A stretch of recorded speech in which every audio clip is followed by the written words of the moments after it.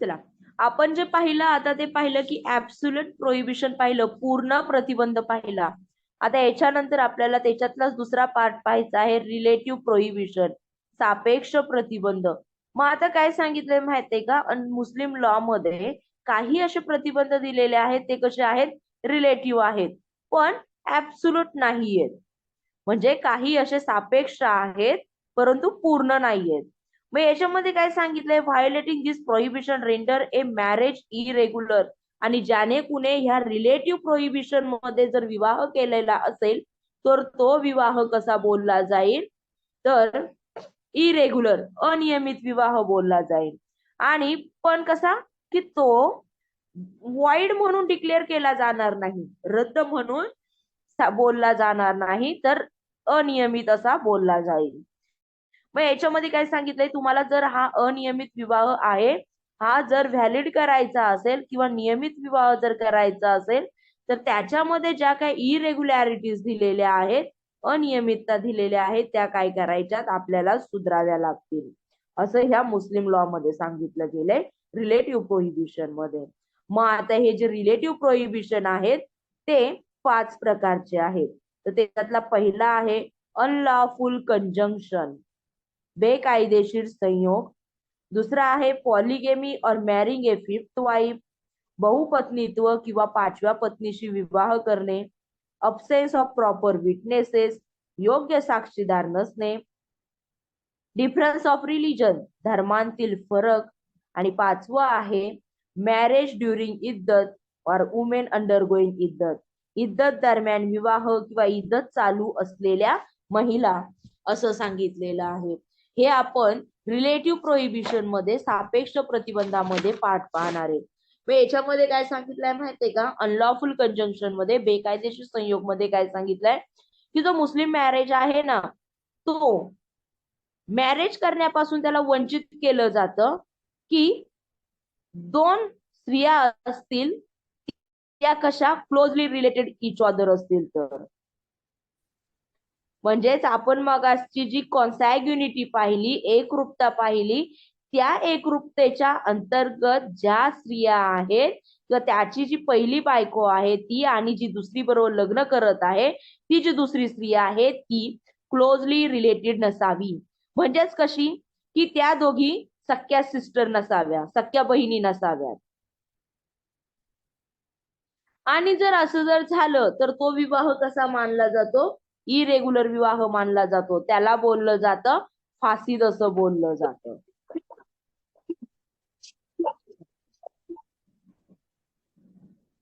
मग आता याच्यामध्ये काय सांगितलंय माहितीये का,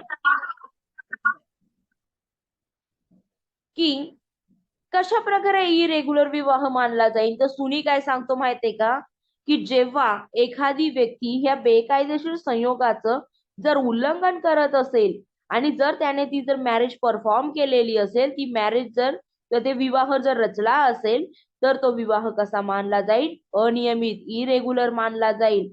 आणि जे शिया आहे, शिया लॉ आहे, तो काय सांगतो, जर असा अनलॉफुल कंजंक्शनच्या अंतर्गत जर एखादा विवाह जर केलेला असेल तर तो कसा मानला जाईल, तर वॉइड असा मानला जाईल. आणि वॉइडला काय बोललं जातं, बातिल असं बोललं जातं.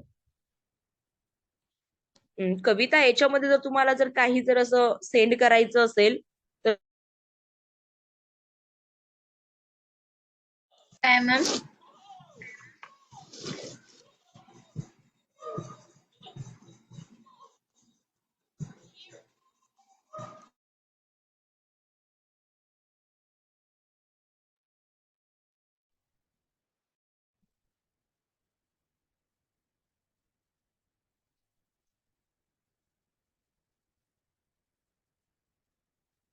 इथे काय सांगितलंय माहितीये का, की काही अशा ही जी अनलॉफुल कंजंक्शन आहे, बेकायदेशीर संयोग आहे, याच्यामध्ये सांगितलंय की तो मुस्लिम मॅरेज आहे, मुस्लिम पुरुष आहे तो काय करू शकत नाही 2 बहिणींसंगे किंवा 2 अशा स्त्रिया आहेत की ज्या कॉन्सॅग्युटिनीच्या अंतर्गत, एकरूपतेच्या अंतर्गत एकमेकांच्या काय आहेत किंवा आहेत.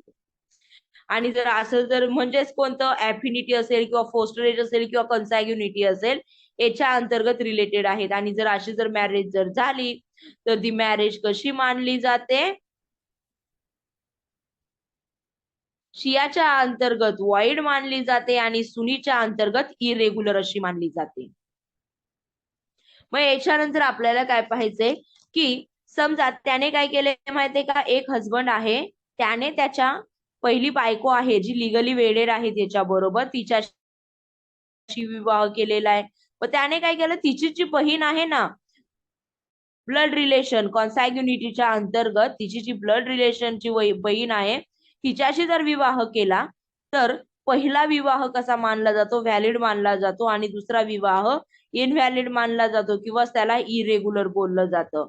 मग त्याला हा जो दुसरा विवाह आहे तो जर व्हॅलिड करायचा असेल, वैध करायचा असेल तर जी त्याची पहिली बायको आहे तिला काय द्यावा लागेल? त्याला डायव्हॉर्स द्यावा लागेल असं सांगितलं आहे. त्याच्यानंतर याच्यामध्ये दुसरी टर्म आहे, ती टर्म काय सांगितली जाते की हजबंड आहे त्याची जी वाईफ आहे तिच्याशी म्हणजे जी काय एक पहिली स्त्री आहे तिच्याशी जो विवाह झालेला आहे तो कसा आहे? व्हॅलिड आहे. पण तोच पुरुष काय करतो, त्या बायकोची जी आंट आहे तिच्याशी विवाह करतो आणि त्या बायकोच्या नीस म्हणजे भाषेशी देखील काय करतो? विवाह करतो.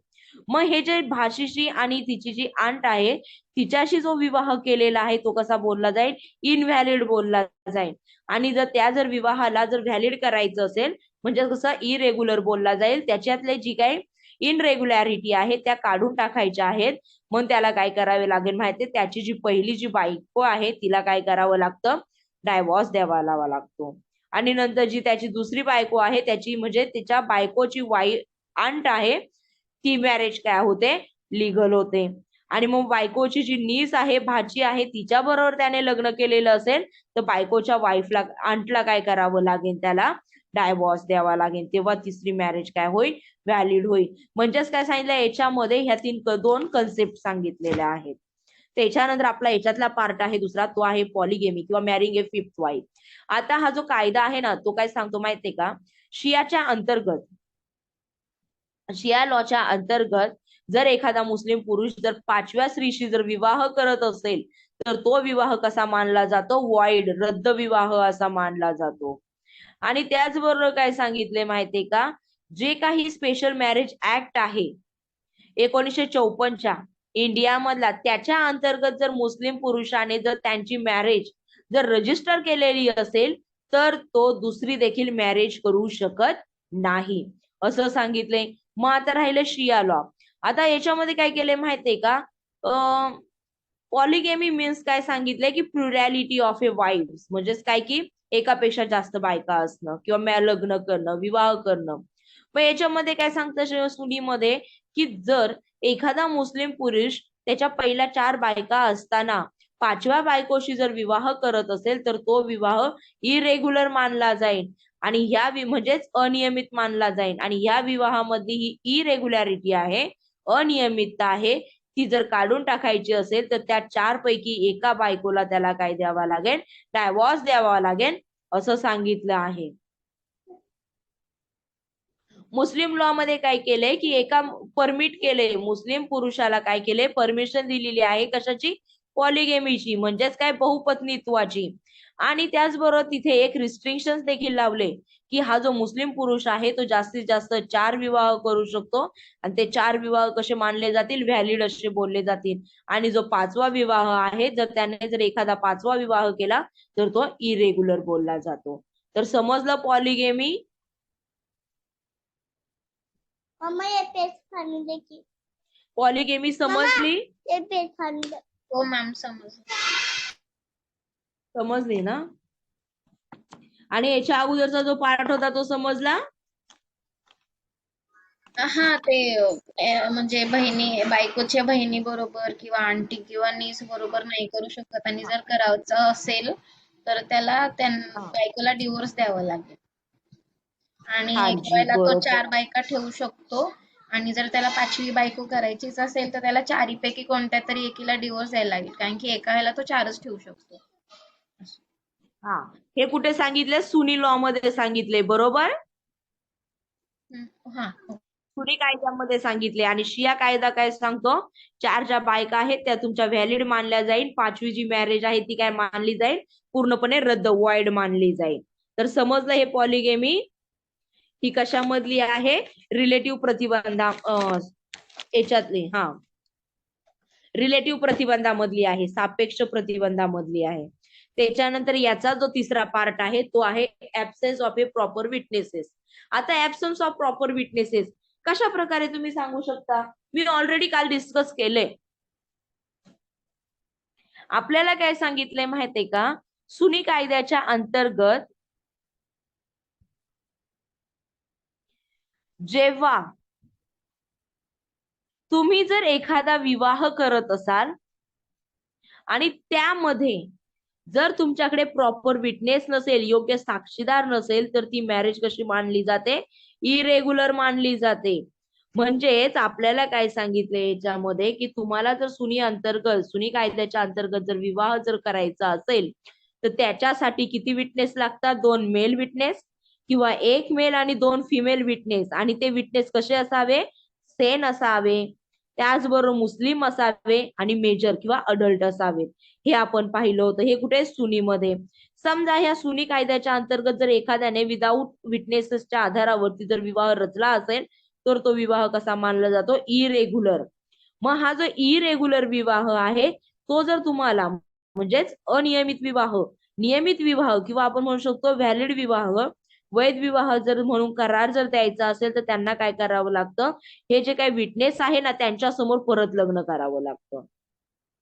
आणि शियामध्ये काय सांगितलंय, जेव्हा तुम्ही मॅरेज परफॉर्म करताय त्यावेळेला तुमच्याकडे विटनेस नसतील तरी देखील चालेल, तिथे तुम्हाला विटनेसची गरज नाही. पण जेव्हा तुम्ही तुमचा विवाह संपुष्टात आणताय त्यावेळेला तुम्हाला काय करावं लागेल, तिथे विटनेसची गरज आहे, असं आपल्याला कुठे सांगितलंय, याच्यामध्ये सांगितलंय, शियामध्ये सांगितलंय. मॅम संपुष्टात म्हणजे काय? संपुष्टात म्हणजे आपण म्हणतो डायव्हॉर्स घेत असेल तर विवाह संपुष्टात आणतो ना आपण. घटस्फोट घेतो म्हणजे काय करतो, विवाह संपुष्टात आणतो, डिझॉल्युशन करतोय ना विवाहाचं. समजलं कविता? हो, ते संपुष्टाचा अर्थ माहिती नव्हता. तुमचा मराठीत अर्थ आहे बाबा. मला मॅम मराठी कमी समजतं मराठी. आता माझा तोच काय प्रॉब्लेम समजतं आहे. मराठी. हा, मी हे शिकवता कळालं. थांबतो तेव्हा पण शोधत असते. हा, हे कळालं का? त्याच्यामुळे आता हा पुढे आपल्याला पाहिजे डिफरन्स ऑफ रिलीजन, धर्मांतील फरक. मग आता तुम्ही धर्मांतील फरक कसा सांगू शकता, इथे काय असेल बरं धर्मांचा फरक मुस्लिम विवाहामध्ये, काय असेल? मॅम शिया आणि सुनी दोनच आहेत ना त्यांच्यात, मग मे बी तेच असेल. हा, दोनच आहेत त्यांच्यामध्ये. आता हा जो काय डिफरन्स ऑफ रिलीजन आहे, धर्मांतील फरक आहे, हा काय सांगतो माहितीये का, सुनी कायद्याच्या अंतर्गत मध्ये जो मुस्लिम पुरुष आहे तो दुसऱ्या म्हणजे नॉन मुस्लिम स्त्रीशी, जी स्त्री मुस्लिम नाही अशा महिलेशी काय करू शकतो, विवाह करू शकतो. पण केव्हा करू शकतो, तर त्याच्यामध्ये त्यांनी कंडिशन घातली आहे, ती स्त्री धर्मग्रंथ स्क्रिप्चर्स चा रिस्पेक्ट करत असेल तर. म्हणजेच तुमचे काय ख्रिश्चियन असतील, पारशी असतील किंवा यहुदी असतील, ज्यूज बोललं जातं त्यांना, ही लोक जी आहेत ती काय करतात, धर्मग्रंथांचा रिस्पेक्ट करतात, जसं कुराण धर्मग्रंथ आहे तसा.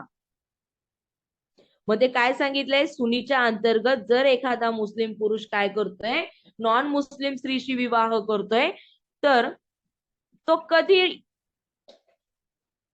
व्हॅलिड मानला जातो, जेव्हा ती स्त्री काय करते की स्क्रिप्चर्स आहे, म्हणजे धर्मग्रंथाचा रिस्पेक्ट करणारी आहे. आणि मग ते कोणते कोणते सांगितले, तर ख्रिश्चियन सांगितलाय, पारसी आणि यहुदी सांगितलाय. मग आता याच्यामध्ये काय सांगितलंय की कोणत्या प्रकारचा विवाह इरेग्युलर मानला जाईल, तर जो मुस्लिम पुरुष काय करतोय, ज्या स्त्रिया काय करतात, आयडल आणि फायर वर्शिपर आहेत, मूर्तीपूजक आणि अग्निपूजक आहे, अशा जर स्त्रीशी जर त्याने विवाह केला तर तो विवाह अनियमित बोलला जाईल. समजलं हे धर्मांतील फरक कसा आहे तो?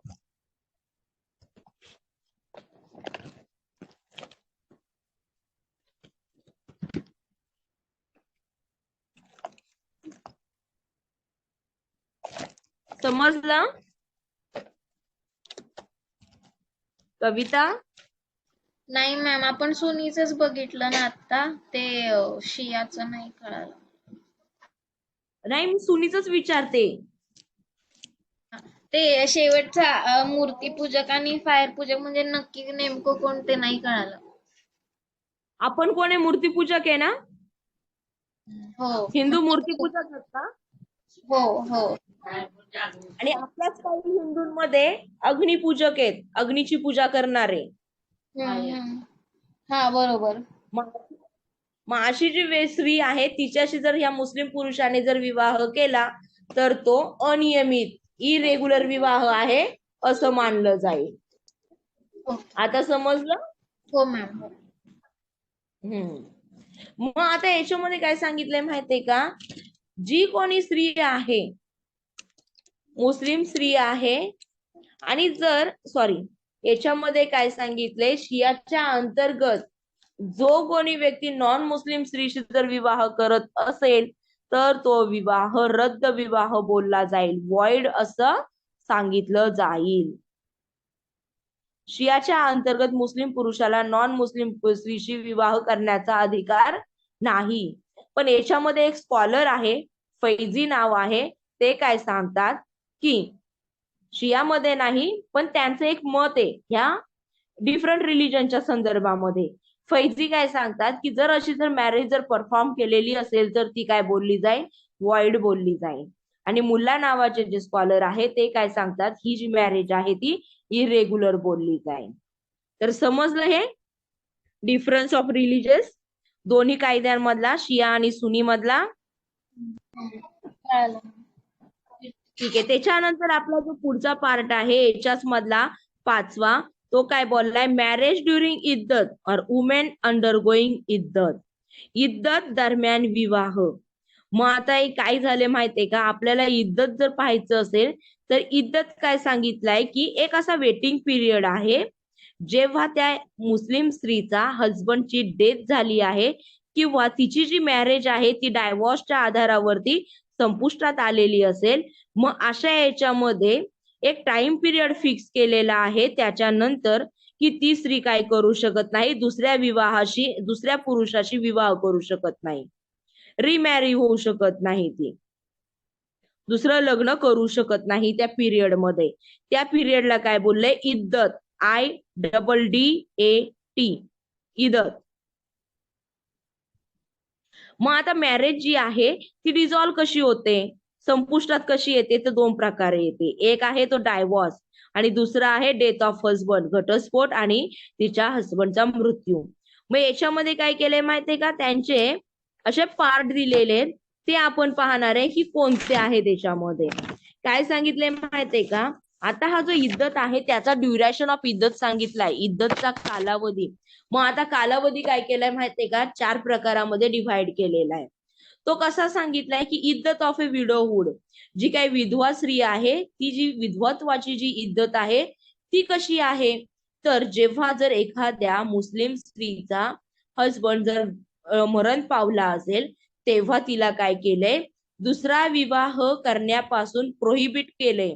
आणि तो प्रोहिबिशन साठी जो काही त्यांनी काय केलाय तिथे टाइम पिरियड दिलेला आहे तो दिलाय 4 months and 10 days, 4 महिने आणि 10 दिवसांचा टाइम पिरियड दिलाय.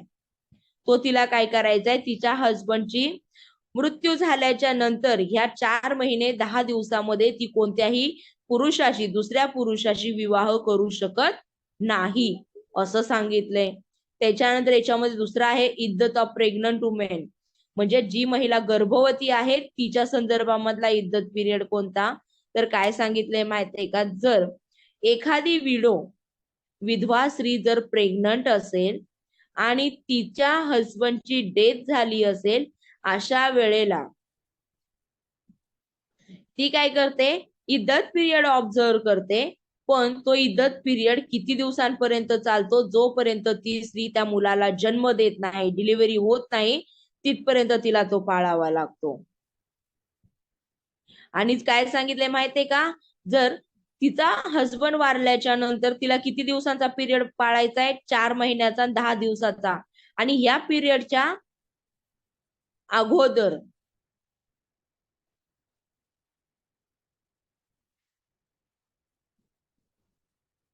जर त्या स्त्रीची डिलिव्हरी येत असेल किंवा त्या स्त्रीचं जर मिसकॅरेज होत असेल, तर जो राहिलेला जो पिरियड आहे तो पिरियड तिला पाळायची गरज नाही. म्हणजेच काय सांगितले, जर विडो असेल तर विडो किती दिवसांचा, 4 महिने आणि 10 दिवसांचा पिरियड पाळते. मग एखादी प्रेग्नंट वुमेन असेल तर तिला काय करायचं, विडोचा पिरियड पाळायचा आहे. का तर तिचा हसबंड मरण पावलेला आहे. तो किती दिवसांचा सांगितलाय, 4 महिने आणि 10 दिवसांचा. मग याच्यामध्ये जर एखाद्या स्त्री प्रेग्नंट आहे असं कळालं असेल, तर हा जो 4 महिने 10 दिवसांचा जो पिरियड आहे ना, तो एक्सटेंड केला जातो, वाढवला जातो. आणि तो कुठपर्यंत वाढवला जातो, जोपर्यंत ती स्त्री त्या मुलाला जन्म देत नाही तोपर्यंत. आणि त्याचबरोबर काय सांगितलंय माहितीये का, जर हा जो 4 महिने आणि 10 दिवसांचा जो पिरियड आहे ना विडोहुडचा, तो पूर्ण व्हायच्या अगोदरच जर एखाद्या स्त्रीची डिलिव्हरी होत असेल किंवा मिसकॅरेज होत असेल, तर काय सांगितले माहितीये का, जो पुढचा जो टाइम पिरियड आहे तो काय करायचा नाही, ऑब्झर्व करायचा नाही, असं सांगितलंय. त्याच्यानंतर इद्दत ऑफ तलाक, तलाकचा जी काय इद्दत आहे ती काय, तर एखाद्या स्त्रीला जर तलाक दिला असेल आणि त्या स्त्री आणि पुरुषामधला जर विवाह संपुष्टात आला असेल, तर त्यांना काय सांगितलंय, मेन्स्ट्रुएशन सब्जेक्ट सांगितलाय. 3 courses of menstrual sub period सांगितलाय. आणि त्याचबरोबर काय सांगितलंय, किंवा 3 लुनार मंथ सांगितले. आता लुनार मंथ म्हणजे काय माहितीये का, चंद्र त्याची जागा सोडतो, त्याच्यानंतर त्याच्या कक्षेमध्ये येण्यासाठी, त्याच्या त्या जागेवर येण्यासाठी जेवढा टाइम पिरियड लागतो ना, तो टाइम पिरियड म्हणजे 3 लुनार मंथ असं सांगितलंय. एवढं की आपल्याला सायन्स मध्ये जायचं नाहीये ते, पण एक मी जनरल सांगितले त्याच्यामध्ये.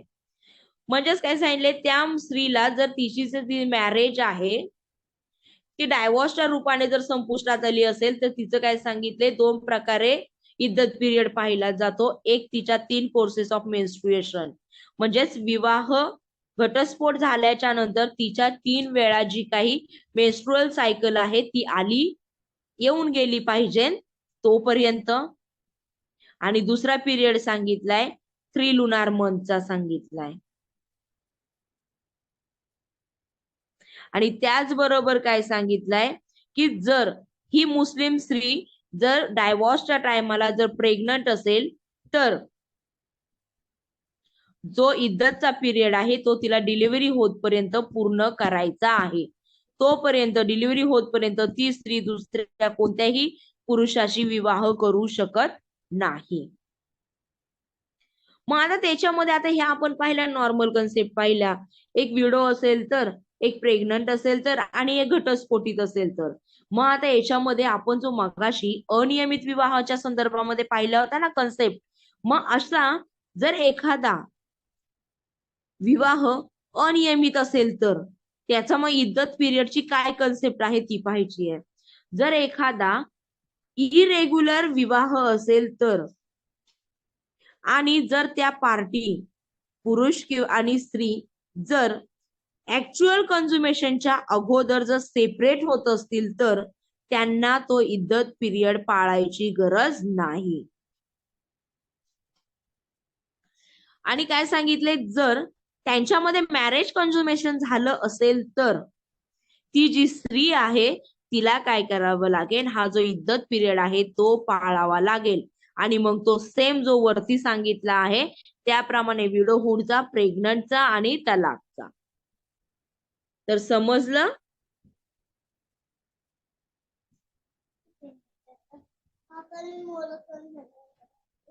कविता समजलं हे इद्दत पिरियड समजला? हो मॅम, समजला. सोपं आहे, फक्त थोडं कन्सेप्ट लक्षात ठेवायच्या त्याच्यामध्ये. आता इथे काय सांगितले माहितीये का, एक कन्सेप्ट दिलेली आहे जी आता आपण पाहिली. जर एखादी मॅरेज आहे आणि ती जर कन्झ्युमेट झाली नसेल, तर तुम्हाला काय सांगितलंय त्याच्यामध्ये, जर हजबंडची जर डेथ झाली असेल तर ते काय करू शकतात, तो इद्दत पिरियड पाळू शकतात. आणि जर त्यांचा डायव्हॉर्स झाला असेल तर तो तुम्ही इद्दत पाळू शकत नाही, अशी देखील कन्सेप्ट सांगितली. पण ही कोणत्या याच्यामध्ये, नॉर्मल याच्यामध्ये सांगितलेली त्याच्यामध्ये. म्हणजेच कसं माहितीये का,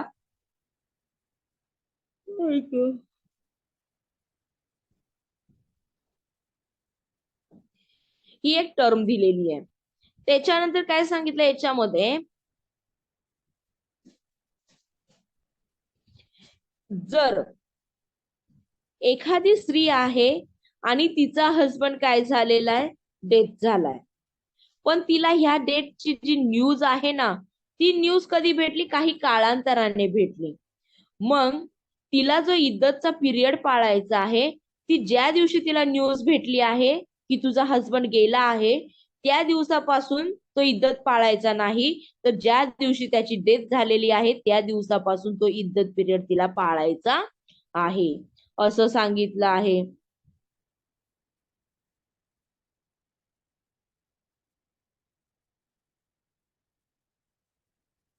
आता काय होतं माहितीये का, काही वेळेला अजून एक कन्सेप्ट दिली की एखाद्या हजबंडने काय केलंय, त्याच्या जी वाईफ आहे तिला डायव्हॉर्स दिलाय, आणि डायव्हॉर्स दिल्याच्या नंतर काय झालाय, तो डाईड झालाय, मरण पावलाय.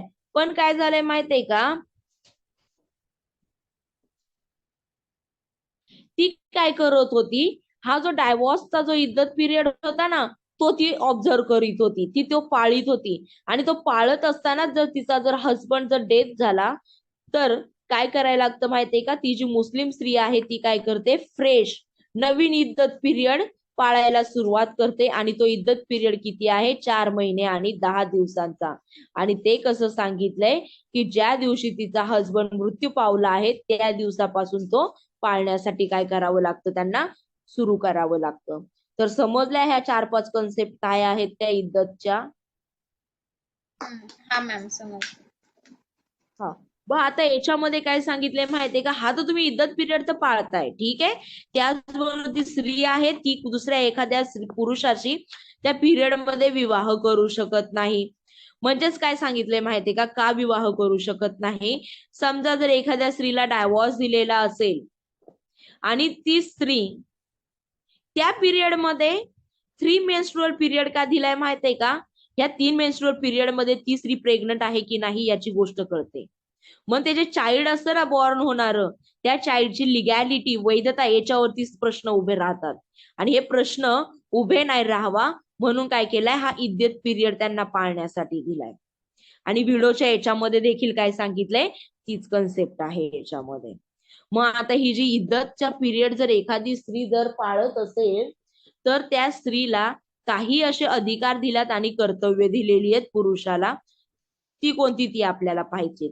याच्यामधलं पहिलं आहे, if the wife of the iddat, the husband is bound to maintain the wife during the period of a iddat. म्हणजेच काय सांगितलंय, जर एखादी स्त्री इद्दत पिरियड जर पाळत असेल तर तिचा जो हजबंड आहे तो काय करेल, तिची जी काय देखभालसाठी लागणारी जी काय मेंटेनन्स असेल किंवा तिला काय करायचंय, मेंटेन करायचंय, तिचा जो खर्च आहे तो त्याने तिला प्रोव्हाइड करायचा आहे. हा काय झाला, त्या स्त्रीचा राईट झालाय. त्याचबरोबर याच्यामध्ये काय सांगितलंय, ड्युटी सांगितली स्त्रीची, की जी स्त्री आहे जी इद्दत पिरियड ऑब्झर्व करते ती काय करू शकत नाही, दुसऱ्या पुरुषाशी विवाह करू शकत नाही. आणि त्याचबरोबर काय सांगितलंय, मी मगाशी तुम्हाला कन्सेप्ट सांगितली, तिथे काय सुनीमध्ये काय बोलले, तुम्हाला काय केलेलं आहे, 5 बायका आहेत तरी देखील तुम्ही 5व्या एखाद्या स्त्रीशी विवाह करताय, तो विवाह कसा मानला जातो, अनियमित विवाह मानला जातो. मग तो 5व्या विवाहाला जर तुम्हाला नियमित व्हॅलिड विवाह जर मानायचा असेल, तर पहिल्या ज्या 4 व्हॅलिड बायका आहेत त्याच्यापैकी एकीला काय द्यायचा असतो, डायव्हॉर्स द्यायचा असतो. मग इथं देखील तीच कन्सेप्ट सांगितली की जर एखादा हसबंड आहे, त्याची जी काही 4 वाईफ आहे आणि त्याच्यातल्या जिला त्याने डायव्हॉर्स दिलेला आहे ती पण त्याच्यामध्ये इन्क्लूड केली, की तिथला काय करायचंय, डायव्हॉर्स दिल्यामुळे इद्दत पिरियड पाळायचा आहे आणि तो तिचा इद्दत पिरियड संपत पर्यंत जे 5वा विवाह त्याला लिगल करायचा आहे ना, तो विवाह लिगली करू शकत नाही. म्हणून तो कधी करू शकतो, ज्या दिवशी त्याच्या बायकोचा, डायव्हॉर्सी बायकोचा काय होईल, इद्दत पिरियड संपेल त्याच्यानंतर तो विवाह, तो लिगली विवाह करू शकतो. त्याच्यानंतर आता काय सांगितलंय, इद्दत मध्ये जी त्याची बायको आहे ना, तिला काय दिला जातो, विलंबित म्हणजे पत्नी विलंबित हुंड्याची पात्र बनते. जो त्याचा डावर त्याने काय केलाय, मॅरेज परफॉर्म केलं जातं त्यावेळेला डावरची अमाऊंट काय केली जाते, फिक्स केली जाते. म्हणजेच काय बोललं जातं, हुंडा बोललं जातं, त्याला मोहर असं देखील बोललं जातं. मग तो हुंडा तिला द्यायचा अजून बाकी आहे, तिला अजून पूर्णपणे दिलेलाच नाहीये आणि तो तिला डायव्हॉर्स देत आहे. मग अशा वेळेला काय सांगितले, जर एखादी स्त्री आहे तिचा तो विलंबित डायव्हॉर्स किंवा हुंडा जर राहिलेला असेल तर तो तिला देण्यासाठी किंवा तो त्या पुरुषाकडून घेण्यासाठी ती काय सांगितली, हे पात्र सांगितली आहे. आणि जर त्वरित तिला तो हुंडा दिला गेला नाही तर तो त्वरित देय होतो. म्हणजे तिला तो जर दिला नसेल त्याने त्वरित, तर तो तिला काय करावा लागतो, तो द्यावाच लागतो असं सांगितलंय.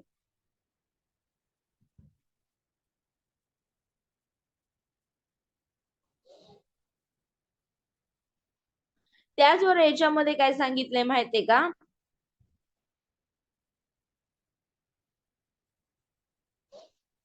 पत्नीला जर त्याच्याकडून किंवा आपण काय म्हणतो माहितीये का, जर घटस्फोटाचा उच्चार मृत्यू किंवा आजारपणात झाला असेल आणि पत्नीची इद्दत पूर्ण,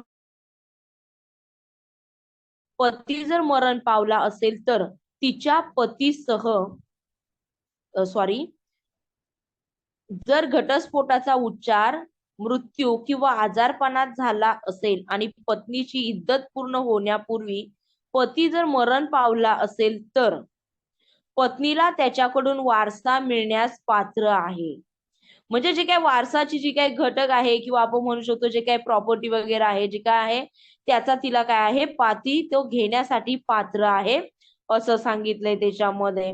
त्याचबरोबर काय सांगितलंय माहितीये का याच्यामध्ये, की जरी त्यांच्या मृत्यूपूर्वी घटस्फोट अपरिवर्तनीय झाला असला तरीही, म्हणजे तिला घटस्फोट दिला असला तरीही जोपर्यंत तिच्या पतीसह वैविध्यपूर्ण परिणाम झाला नाही. म्हणजेच काय सांगितलंय माहितीये का, एखाद्या स्त्रीला जर डायव्हॉर्स दिलेला आहे आणि डायव्हॉर्स दिल्याच्या नंतर तिचा तो पूर्ण होण्याच्या अगोदर, कायदेशीर पूर्ण होण्याच्या अगोदरच जर तिच्या पतीची डेथ होत असेल किंवा आजारपणाने डेथ होत असेल तर काय सांगितलंय, ती जी स्त्री आहे ती त्या पुरुषापासून मिळणारा जो काही इनहेरिटन्स असेल किंवा जो वारसा हक्क आहे तो घेण्यासाठी कशी सांगितली, पात्र सांगितली. तर हे पाहिले right and duties of iddat observing women म्हणून. त्याच्यानंतर आपल्याला याच्यामध्ये काय पाहायचे माहितीये का, की जी तिसरा जो सापेक्ष आहे किंवा आपण म्हणू शकतो प्रतिबंध आहे तो पाहणार आहे. मग आता तिसरा जो प्रतिबंध आहे तो काय आहे, तर प्रोहिबिटरी प्रोहिबिशन, प्रतिबंधात्मक प्रतिबंध.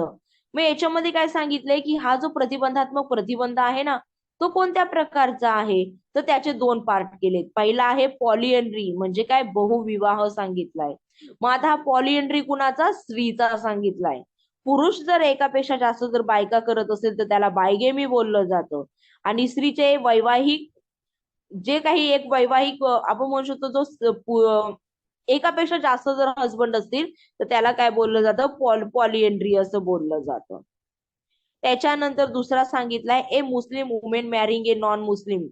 याच्यामध्ये मुस्लिम स्त्रिया बिगर मुस्लिमांशी विवाह करतात तर त्याचं स्टेटस काय आहे, ते प्रतिबंधात्मक प्रतिबंध याच्यामध्ये सांगितलेला आहे. मग आता आपल्याला पॉलिएंड्री पाहायचं आहे, म्हणजेच काय, बहुविवाह. इथे काय सांगितले माहितीये का, की एक जी स्त्री आहे तिचं काय, एकापेक्षा जास्त हसबंड आहे आणि ही जी कन्सेप्ट आहे ही मुस्लिम लॉ मध्ये कुठेही परमिट केलेली नाही. त्याचबरोबर एक प्रतिबंध असा देखील सांगितलाय, की जी काही मॅरिड वुमेन आहे ती दुसऱ्यांदा विवाह करू शकत नाही कधी, जेव्हा तिची पहिली मॅरेज लिगली व्हॅलिड आहे अशा वेळेला.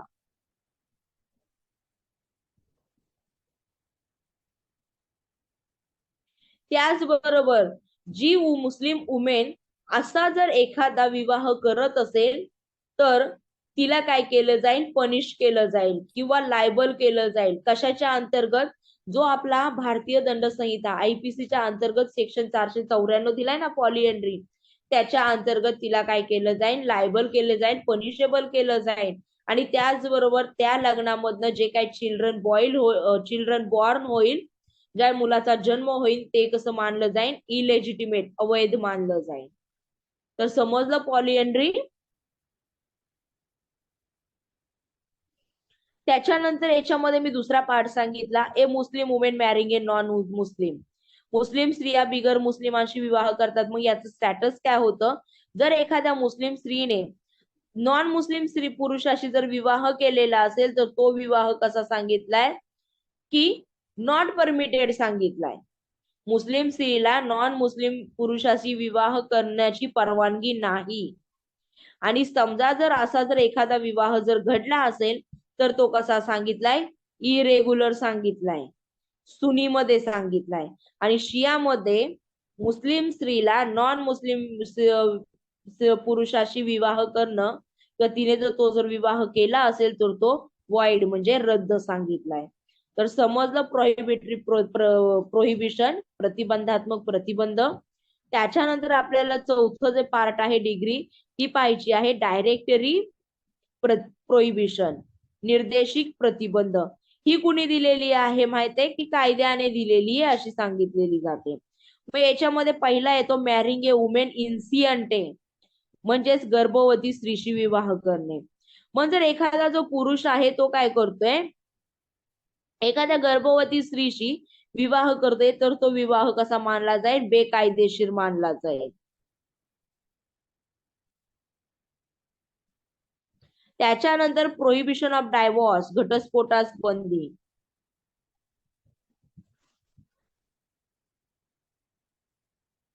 याच्यामध्ये काय सांगितलंय माहितीये का, जर एखाद्या विवाह प्रोनाउन्समेंट ऑफ डायव्हॉर्स 3 टाइम्स, 3 वेळा जर तलाक म्हणून जर एखादा जर विवाह जर संपुष्टात येत असेल तर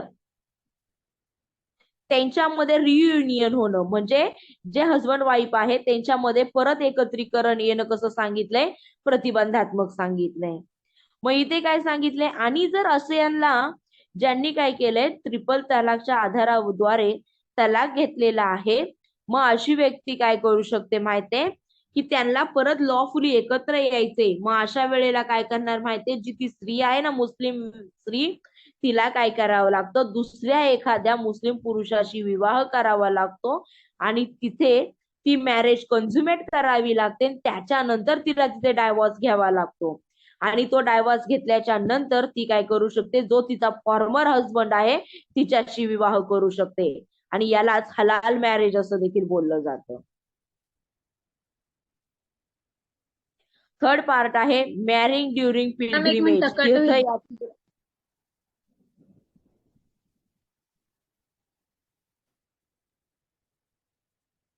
किती वेळ आहे? हॅलो, 41 मिनिट्स हा, तर झालेत, आता कट तर झालं पाहिजे, खरं अजून झालं अजून कट नाही झालं ना? नाही. होईल पण कधीच.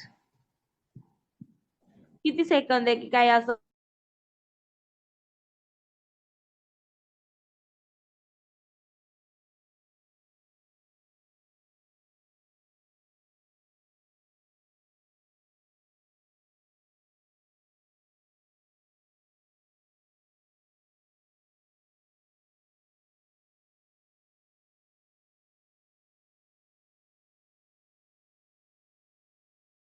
तिची एकाच ठिकाणी गरज लागली. कुठे लागली आपल्याला? गार्जियनशिप, गार्जियनशिप ऑफ मॅरेज मध्ये, जाब्र मध्ये पाहिली आपण, बरोबर. मग याच्यामध्ये कुठेही त्यांचा जो काझी आहे त्याचा उल्लेख आलेला नाही अजून, ठीक आहे, ठीक. बरोबर. हा हा. मग आपण लगेच म्हणू शकत नाही की इथे त्यांची गरज आहे म्हणून. जेव्हा त्यांची मॅरेज लावली जाते ना त्यावेळेला काझी असतो, कारण काझीला एक लिगल ऑथॉरिटी दिलेली असते. हम्म. जो कबूलनामा असतो ना तो त्याच्याकडेच असतो, काझीकडे. हम्म. हम्म. ठीक ठीक आहे मॅम. हा बोला ना हाके सर. हे कोणाच्या समोर हे करावं लागतं मॅम, कबूलनामा? काय घटस्फोटाचं ना कबूलनामा ना. हा कबूलनाम्यामध्ये काय केलंय, आपण जे Yes. इसेन्शियल्स पाहिले ना, दोन्ही पार्टी उपस्थित लागतात, त्याच वेळेला सुनीच्या अंतर्गत विटनेस लागतात मॅरेज परफॉर्म करताना. मग ते विटनेस कोणते पाहिले होते आपण, हं. तर जी काय मुस्लिम विवाह आहे त्याच्यामध्ये 2 मेल पाहिजे, 2 पुरुष पाहिजे, किंवा Yes, एक yes. पुरुष 2 Yes. फिमेल पाहिजे. आणि ते कसे हवेत, Yes. सेन असावेत, शहाणे असावेत. त्याचबरोबर अजून कसे असावेत की Yes, yes. अडल्ट असावेत. आणि तिसरी एक गोष्ट ते काय नसावं, आता मीच विसरले सांगून. शहाणे असावेत, अडल्ट असावे आणि मुस्लिम असावे. ह्या 3 हा. कन्सेप्ट पाहिल्या होत्या. आता आपण इथे काय पाहिलंय माहितीये का, प्रोहिबिशन ऑफ डायव्हॉर्स पाहिलाय, घटस्फोटास बंदी. आता हा जो ट्रिपल तलाक असतो ना तो कंटिन्यू तलाक तलाक म्हणून बंद केला जात नाही, तलाक दिला जात नाही. त्याच्यासाठी काय केलंय, जर आज पहिल्या तलाक शब्दाचं जर प्रोनाउन्समेंट झाली असेल, किंवा एखादा मुस्लिम पुरुष जर आज एक पहिला तलाक शब्द बोललाय, त्याच्यानंतर त्यांनी काय केलंय, एक असा टाइम पिरियड ठरवलाय 1 महिन्यांचा म्हणू शकतो, किंवा त्याला एक फिक्स कालावधी दिलाय. तो कालावधीमध्ये काय करू शकतात, तो दुसरा तलाकचा शब्द बोलू शकतो. आणि हे कशासाठी मध्ये गॅप दिलाय माहितीये का, जर याच्यामध्ये पहिला तलाक शब्द बोलल्याच्या नंतर दुसरा तलाक शब्द देण्याच्या अगोदर जर त्यांची जर मतं बदलली की घटस्फोट घ्यायचा नाही, तर ती काय होऊ शकतात, एकत्र येऊ शकतात. आणि त्याचबरोबर दुसरा जर तलाकचा शब्द दिला, त्याच्यानंतर जो तिसरा शब्द द्यायचा असतो ना, त्याच्या वेळेला काय करायला लागतं माहितीये की परत फिक्स टाइम पिरियड दिलेला असतो. त्या टाइम पिरियडच्या नंतर तिसरा जो तलाक होतो त्याच्यानंतर ते दोघे परत कधीच एकत्र येऊ शकत नाही. आणि त्यांना जर परत जर त्यांच्या मुलांच्या भवितव्यासाठी किंवा काही कारणास्तव जर तलाक झाल्याच्या नंतर तिसरं तलाक शब्द बोलल्याच्या नंतर जर एकत्र यायची जर गरज असेल, तर काय करावं लागतं माहितीये, ती जी मुस्लिम स्त्री असते ना तिला दुसऱ्या पुरुषाशी विवाह करावा लागतो. त्याच्याबरोबर ती मॅरेज कन्झ्युमेट करावी लागते आणि त्याच्यानंतर त्या पुरुषापासून डायव्हॉर्स घ्यायला लागतो. तेव्हा ती त्याच्या पहिल्या म्हणजे फॉर्मर हजबंड बरोबर काय करू शकते, विवाह करू शकते. त्याला हलाल मॅरेज असं बोललं जातं. आणि ती मी आता इथेच सांगितली आहे. आणि याच्यामध्ये काय सांगितलं माहितीये का, जेव्हा तलाक दिला जातो ना, हे जे 3 तलाक शब्द बोलले जातात हे काही कालावधीने बोलले जातात. आणि आज समजा एक तलाक हा शब्द बोललात आणि त्याच्यानंतर जो दुसरा तलाक हा शब्द जेव्हा तुम्ही बोलणार आहेत, त्याच्यामध्ये जर ती जर स्त्री आहे, जर ती जर मासिक पाळीच्या संकल्पनेमध्ये असेल, तर तो तलाक हा शब्द काय केला जातो, तेव्हा बोलला जात नाही. तो टाइम पिरियड काय केला जातो, एक्सटेंड केला जातो. हे तुम्हाला मी तलाक मध्ये ऑलरेडी सांगणार आहे. पण एक इथे आता हा संदर्भ आला म्हणून मी सांगितले ट्रिपल तलाकचा. तर समजलं हे काय आहे, प्रोहिबिशन ऑफ ए डायव्हॉर्स म्हणून. हाके सर झाली समस्या सॉल्व? सूरज, Yes, झालं. सूरज तुझी झाली आहे? हो मॅम. सूरजचा आवाज नसतोय. मग आता उद्या आहे ना, साक्षीदार कोण असतात ना ते मला तू सांगणार आहे सूरज. साक्षीदार हा, साक्षीदार कोण असतात विवाहामध्ये, विटनेस कोण असतात आणि कुठे नसतात ते मला तू सांगणार आहेस. हो. हा ठीक आहे. हा, मग ठीक आता आहे. याच्यानंतर आपल्याला पाहायचंय की मॅरेज ड्युरिंग पिलग्रिमेज म्हणजे तीर्थयात्रेदरम्यान जर एखाद्या मुस्लिम पुरुषाने जर विवाह केला असेल तर त्या विवाहाचं स्टॅटस काय होतं ते पाहायचंय. जर एखादा मुस्लिम पुरुष शियाच्या कायद्याच्या अंतर्गत जर तीर्थयात्रेदरम्यान जर विवाह करत असेल तर तो विवाह पूर्णपणे रद्द विवाह म्हणजे वॉइड विवाह मानला जाईल. आणि सियाच्या अंतर्गत तो विवाह कसा मानला जातो? इरेग्युलर, दॅट इज अनियमित मानला जाईल. आणि चौथं आहे marrying with A six man, आजारी पुरुषाशी विवाह. जर एखाद्या स्त्रीने आजारी पुरुषाशी विवाह केला असेल तर त्याचं स्टॅटस काय होतं ते पाहायचंय. जर एखादी जी स्त्री आहे ती काय करते माहितीये का? एका आजारी पुरुषाशी विवाह करते आणि तो कसा सांगितलाय माहितीये? फॅटल सांगितलाय. तो कधीही व्यवस्थित न होणारा आजार आहे आणि अशा पुरुषाशी जर तिचा जर विवाह होत असेल तर तो विवाह कसला मानला जाईल? इनव्हॅलिड. त्याला कुठल्याही प्रकारचं कायदेशीर मानला जाणार नाही, बेकायदेशीर मानला जाईल. आणि समजा ती जर व्यक्ती जर रिकवर झाली असेल आणि त्यांची जी मॅरेज आहे ती जर कन्झ्युमेट झाली असेल तर तो विवाह व्हॅलिड मानला जाईल, वैध मानला जाईल. तर समजलं हे? समजली ही कंडिशन? जे प्रतिबंध आहेत ते समजले?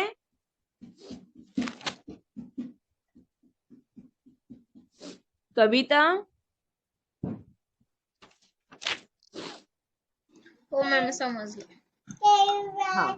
आता ह्याच पार्ट मध्ये ना इद्दतच्या पार्ट मध्ये किंवा आपण म्हणू शकतो याच्यानंतरची एक कन्सेप्ट आहे ती तुम्हाला काय केली जाते माहितीये?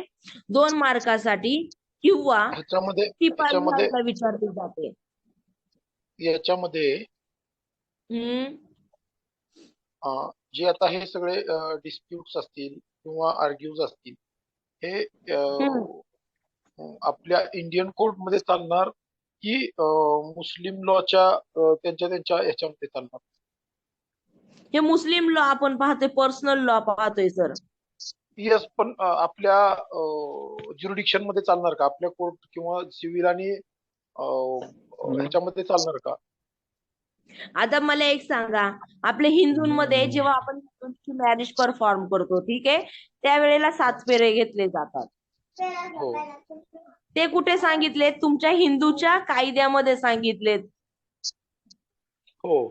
आणि जर त्या कायद्याचं जर तुम्ही पालन केलं नाही, खाजगी कायदा आहे ना, पर्सनल आहे, त्याचं जर पालन केलं नाही आणि तुम्ही जर सप्तपदी घेतल्या नाही तर तो विवाह पूर्ण झाला असं मानलं जाईल का? नाही. नाही. मग मुस्लिमचं तसंच आहे. मुस्लिमच्या जे काही मुस्लिम पर्सनल लॉ आहे त्याच्या अंतर्गत विवाहाचे जे नियम घातलेले आहेत त्या नियमाप्रमाणे तो जर विवाह नसेल तर त्याचं वेगवेगळं स्टॅटस सांगितलं आहे. जसं इरेग्युलर, वॉइड सांगितलंय किंवा एक मुता विवाह आहे तो सांगितलाय. आता समजलं सर तुम्हाला? नाही, थोडी शंका अशी. याचं ज्युरिस्डिक्शन नाहीये, याचा कायद्याच्या अंतर्गत नियम दिलेले आहेत. इथे तुम्ही अधिकार क्षेत्र म्हणू शकत नाही. जे केसचं स्टेटस चालेल किंवा जे काही चालेल ते आपलं सिव्हिल कोर्टामध्ये. हा, तर आपल्या इंडियन सिव्हिल कोर्ट मध्ये चालेल का? हा, आपल्या दिवाणी चालणार ना सर? आपल्या दिवाणी न्यायालयामध्ये चालणार. पण याला रूल कोणते लागणार माहितीये? त्यांचे जे पर्सनल मुस्लिम लॉ आहेत ना, शिया आणि सुनी, कोणत्या सेक्टचा आहे, कोणत्या पंथाचा आहे, त्या पंथांचे नियम लागणार. पण इंडियामध्ये काय झाले माहितीये? सुनीचं पंथ आहे, त्या पंथाची लोक सर्वाधिक आहेत आणि सर्वाधिक असल्यामुळे जे शिया आहेत त्यांच्यावरती देखील काय केलं जातं? सुनींचे लॉ लावले जातात. आणि पण काय सांगितलं? तिथे एक कंडिशन दिली, तर सुनीने जर स्पेशल केलं, स्पेशल सांगितलं की मी शियाच्या लोकांनी जर स्पेशल सांगितलं की आम्ही शियाच्या पंथाचे अनुयायी आहेत, मग तिथे शियाचे रूल्स लावले जातात. आणि समजा जर एखाद्या पुरुषाने स्पेशल मॅरेज ऍक्ट जो आहे त्याच्या अंतर्गत मुस्लिम पुरुषाने जर त्याचा विवाह रजिस्टर केला असेल ना, तर त्याला जर त्याने दुसरा विवाह केला असेल, एक विवाह चालू असताना दुसरा विवाह केला असेल तर त्याला काय केलं जातं माहितीये? इंडियन पिनल कोड पॉलिगेमीच्या अंतर्गत काय केलं जाऊ शकतं? त्याच्यावरती खटला दाखल केला जाऊ शकतो, बहुपत्नीत्वाच्या अंतर्गत. समजलं? बायगेमिक का पॉलिगेमिक? पॉलिगेमी. बायगेमी म्हणजे तुम्ही सिंगल विवाह. येस. ठीक आहे, थँक्यू. हा, हे पाहिलं. त्याच्यानंतर आपल्या लिहू नका करू.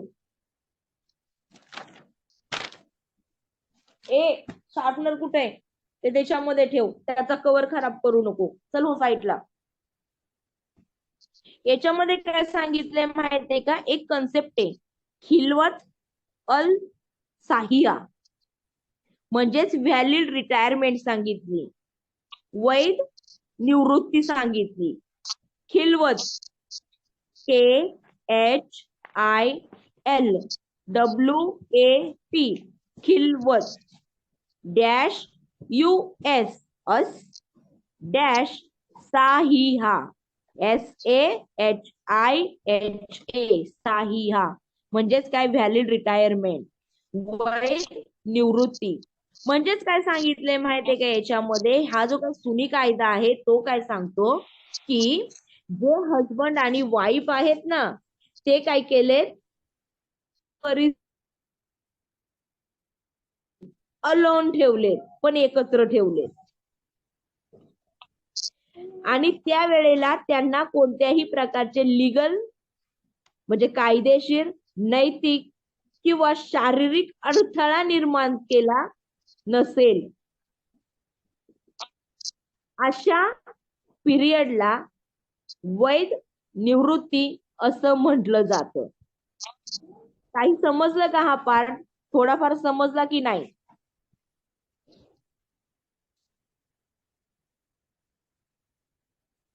ह्या पार्ट मध्ये काय सांगितलंय? नाही कळालं हे.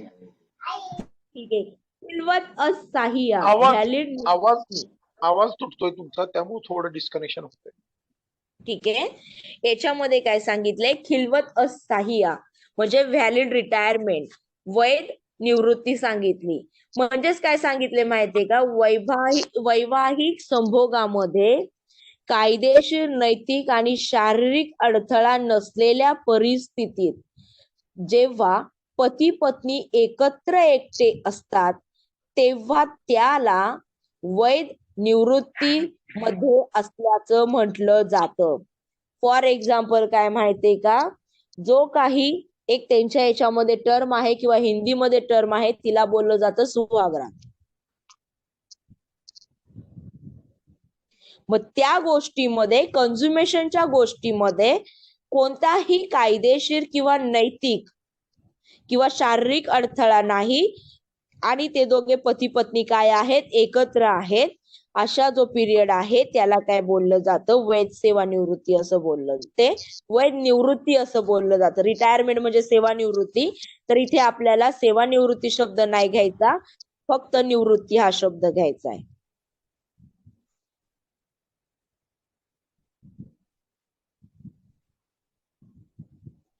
समजलं? हो मॅम. आणि ही जी काय निवृत्ती आहे तिचा अर्थ काय सांगितलाय माहितीये का, की पती पत्नीमध्ये समरस झाले आहे असा त्याचा अर्थ होतो.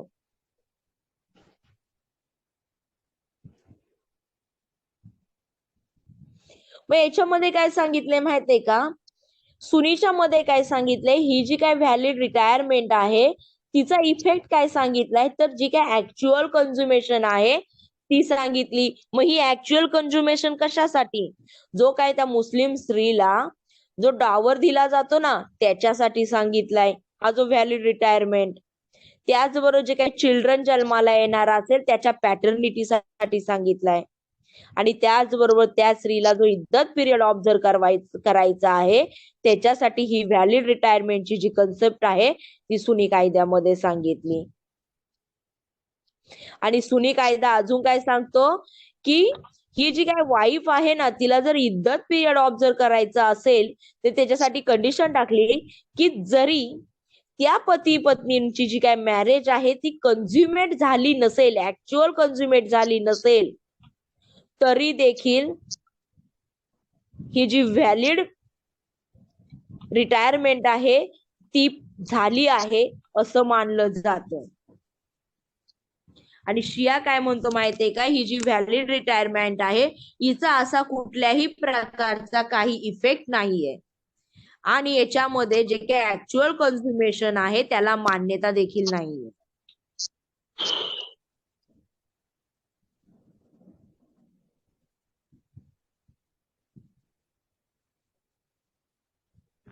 म्हणजेच काय सांगितलंय, जोपर्यंत ती स्त्री ऍक्च्युअल कन्झ्युमेशन झालं आहे हे प्रूव्ह करत नाही शियाच्या अंतर्गत, तोपर्यंत तिला इद्दत पिरियड ऑब्झर्व करण्याची गरज नाही असं सांगितलंय.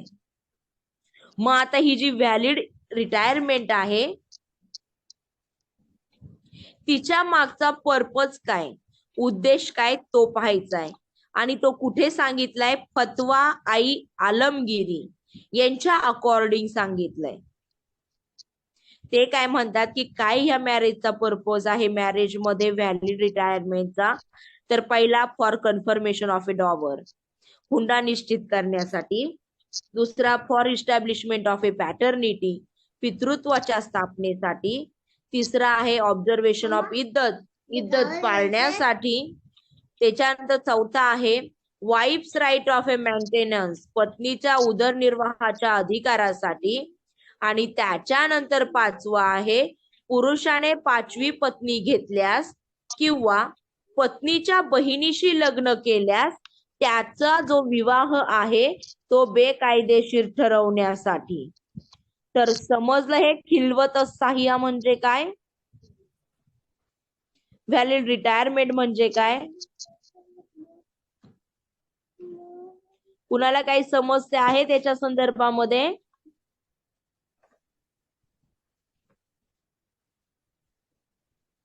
कविता हाके सर, सूरज मांडवे सर. समजलं मॅम. परत एकदा सांगा मॅडम, का घेतात ते? कोणतं? ते व्हॅलिड रिटायरमेंट. ठीक आहे. याच्यामध्ये काय सांगितलंय माहितीये का, व्हॅलिड रिटायरमेंट म्हणजे काय की वैवाहिक संभोगामध्ये कायदेशीर, नैतिक आणि शारीरिक अडथळा नसलेल्या परिस्थितीमध्ये जेव्हा पती पत्नी एकत्र एकटे असतात तेव्हा ते व्हॅलिड किंवा वैध निवृत्तीमध्ये असल्याचे म्हटले जाते. आणि ही जी वैध निवृत्ती आहे तिचं काय सांगितलंय माहितीये की एक अर्थ सांगितलाय की consummation between the husband and the wife. म्हणजेच अशा निवृत्तीचा मतितार्थ असा आहे की पती पत्नीमध्ये समरस झालेले आहे. सुनी कायदा काय सांगतो, जर तुम्हाला डॉवर, पॅटर्निटी ऑफ चाइल्ड किंवा म्हणजेच काय म्हटलंय हुंडा किंवा जे काही चाइल्ड आहे त्याची पॅटर्निटी जर निश्चित करायची असेल तर, आणि त्याचबरोबर इज्जत पिरियड जर ऑब्झर्व करायचा असेल तर इथे हे जे काय आहे ऍक्च्युअल कन्झ्युमेशन होणं गरजेचं आहे. आणि शिया काय सांगतो, तुम्हाला ह्या सगळ्या गोष्टी हव्या आहेत, मग तिथे ऍक्च्युअल कन्झर्मेशन झालं आहे की नाही याचा विचार केला जात नाही. आणि त्याचबरोबर काय सांगितलंय, ही जी व्हॅलिड रिटायरमेंट आहे ना या मुस्लिम मॅरेज मध्ये, तिचा हेतू काय, उद्देश काय, ती परफॉर्म करण्याचा उद्देश काय, तर अकॉर्डिंग टू फतवा ऐ आलमगिरी यांच्या मते काय सांगितलंय, हे पर्पज सांगितले. मग ते पर्पज कोणते, तर कन्फर्मेशन ऑफ डॉवर, डावर निश्चित करण्यासाठी किंवा हुंडा निश्चित करण्यासाठी, पितृत्वाच्या स्थापनेसाठी, इद्दत पाळण्यासाठी, पत्नीच्या उदरनिर्वाहाच्या अधिकारासाठी. आणि त्याचबरोबर पुरुषाने 5वी पत्नी घेतल्यास किंवा पत्नीच्या बहिणीशी विवाह केल्यास त्यांचा विवाह बेकायदेशीर ठरवण्यासाठी. समजलं आता हे? समजलं सर्वांना? हो हो मॅम, तेच मला ते उद्देश पाहिजे होते की हा. का करतात ते. ठीक आहे. मग अजून काही शंका?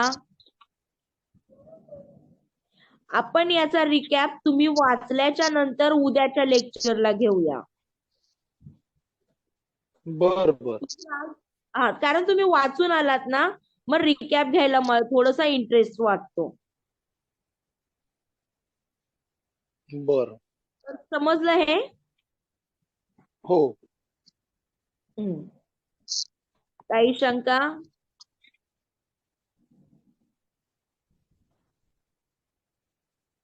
काही शंका? नाही नाही नाही. सूरज, कविता, हाके सर? नाही नाही मॅम. मॅम. मॅम समजतं सगळं. ओके. आणि सगळेजण उद्या 8:45 वाजता जॉईन करावं. उशिरा जॉईन झालं की नंतर मॅम उद्या उशीर सुट्टी होतो. ना, उद्या संडे. रविवार आहे, उद्या रविवार आहे. ऍक्च्युली मी गावाला येते, पुण्याला येते मी कधी येते मॅम? उद्या. अच्छा. हम्म. या मग बाडगरला येते जाता जाता. हा नाही, मी आजोबांना पाहायला चालले. आजोबा पडलेत ना. अच्छा. त्यांना पाहायला